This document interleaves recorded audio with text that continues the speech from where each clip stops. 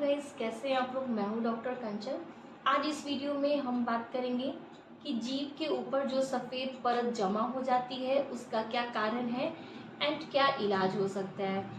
इस वीडियो को लास्ट तक ज़रूर देखिए, आपके लिए हेल्पफुल होने वाला है। बहुत सारे पेशेंट आते हैं एंड अक्सर उनका ये क्वेश्चन होता है कि ऐसा क्या कारण होता है जिस वजह से जो जीभ है उस पर सफ़ेद परत जमा हो जाती है। क्या इसका कोई मेडिकल रीज़न है या फिर कोई कॉमन रीज़न है। इस वीडियो में हम दोनों ही चीज़ों को जानेंगे कि क्लिनिकल प्रॉब्लम्स कि ऐसी क्या होती है जिस वजह से ये प्रॉब्लम आ जाती है एंड कॉमन प्रॉब्लम क्या होता है।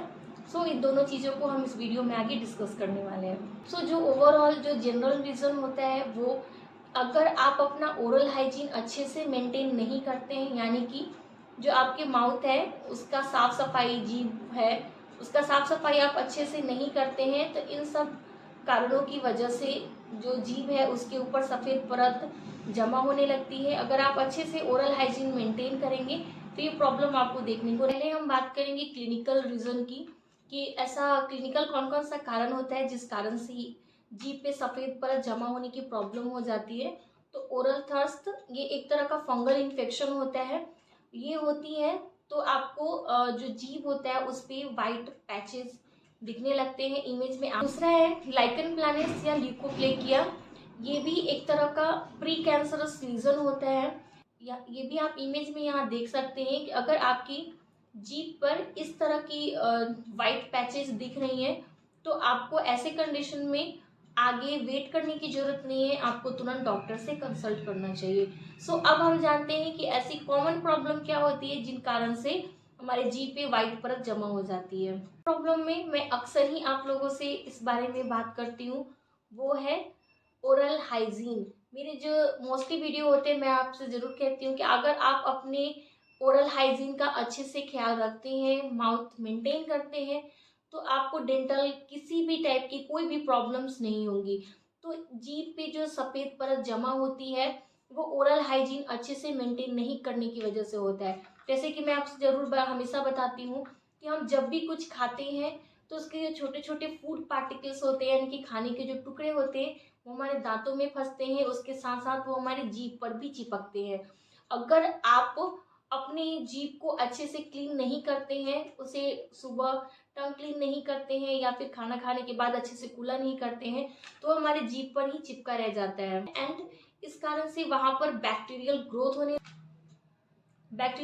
जाती है, जो कि आगे चल के हमें प्रॉब्लम्स क्रिएट करती है एंड वही धीरे धीरे हमारे जीभ पे एक परत के जैसे जमा हो जाती है। सेकेंड रीजन है लेस ड्रिंकिंग वाटर, यानी कि जो लोग पानी कम पीते हैं।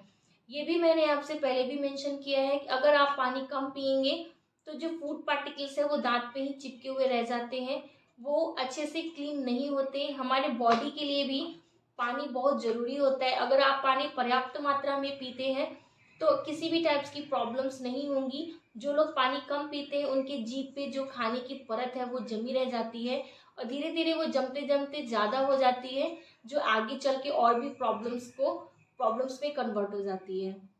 नेक्स्ट है वैसे पेशेंट जिनको ड्राई माउथ की प्रॉब्लम हो, यानी कि जीरोस्टोमिया। अगर आप जीरोस्टोमिया के बारे में डिटेल से जानना चाहते हैं तो लिंक आपको डिस्क्रिप्शन बॉक्स में मिल जाएगा। जीरोस्टोमिया बेसिकली होता है क्या है, इसमें मुंह सूखता है, यानी कि बार बार प्यास लगती है, आपका मुंह जो होता है वो ड्राई रहता है। तो जिनमें जीरोस्टोमिया की प्रॉब्लम होती है उनमें जो सलाइवा होता है, यानी कि जो हमारी मुंह की लार होती है, वो अच्छे से हमारे टंग एंड टीथ को क्लीन नहीं करता है, जिस कारण से जो सफ़ेद परत है हमारे जीभ पर जमा होने लगती हैं। अगर आपको इस टाइप की प्रॉब्लम है, ये प्रॉब्लम बेसिकली डायबिटीज़ पेशेंट में ज़्यादा देखी जाती है, जिनमें डायबिटीज़ की प्रॉब्लम्स हो। नेक्स्ट है निकोटीन, यानी कि जो लोग निकोटीन का सेवन करते हैं, स्मोकिंग वगैरह करते हैं, उनमें भी ये प्रॉब्लम देखी जाती है। जो लोग निकोटीन का सेवन करते हैं, अगर आप सिगरेट वगैरह पीते हैं तो जो उसमें निकोटीन होती है वो जो हमारी टंग होती है, हमारी जो जीभ होती है, उसके सरफेस को इरिटेट करती है उसे एंड वो उसके कारण जो जीभ होती है उस पर सफ़ेद परत जमा होने लगता है।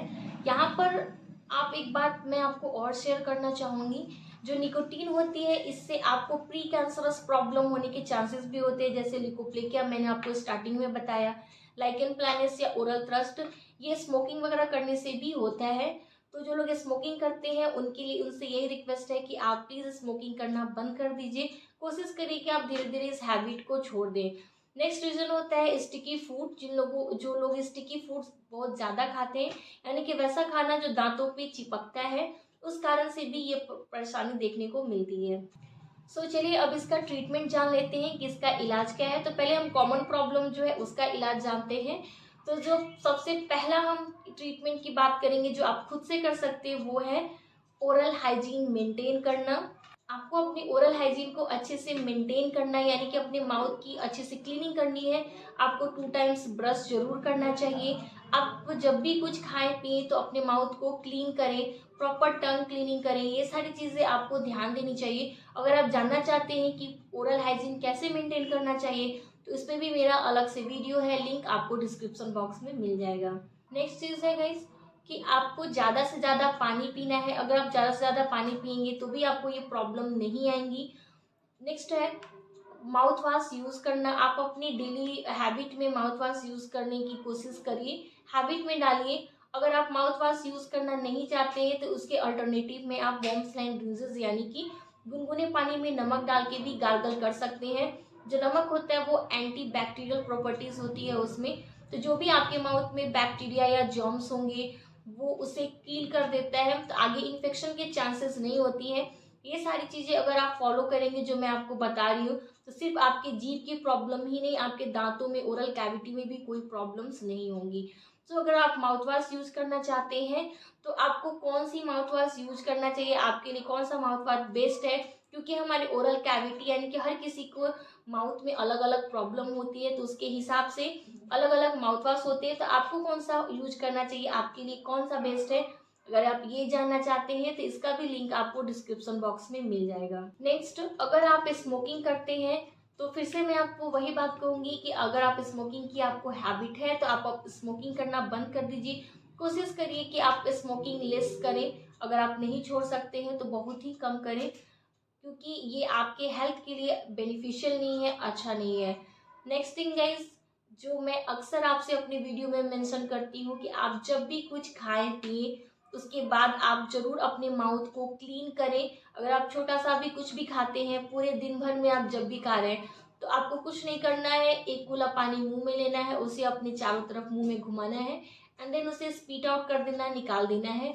जस्ट इतनी छोटी सी चीज़ है, अगर आप इसे मेंटेन करते हैं तो आपके माउथ में किसी भी टाइप के फूड पार्टिकल्स जमा नहीं होंगे एंड कोई भी बैक्टीरियल इन्फेक्शन नहीं होगा और कोई भी प्रॉब्लम्स नहीं होंगी। तो इस टिप्स को आप जरूर फॉलो करिए।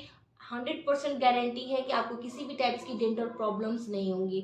ये तो हो गए कॉमन प्रॉब्लम्स के ट्रीटमेंट। अगर आपको क्लिनिकल प्रॉब्लम है जैसे लिकोप्लेकिया, लाइकन प्लैनस, ओरल थ्रस्ट, तो ऐसे कंडीशन में कॉमन प्रॉब्लम्स जो ट्रीटमेंट है वो फॉलो करने से कोई भी लाभ आपको नहीं मिलने वाला, कोई प्रॉफिट नहीं होगा, क्योंकि वो जो प्रॉब्लम्स होती हैं इन सारी चीज़ों से ठीक नहीं होगी।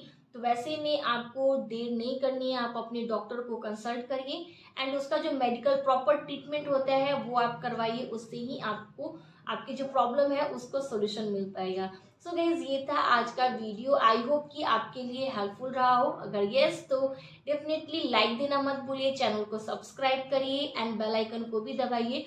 वीडियो हेल्पफुल रहा हो तो अपने फैमिली फ्रेंड्स में भी शेयर करिए। तब तक के लिए be healthy and be happy. Bye bye.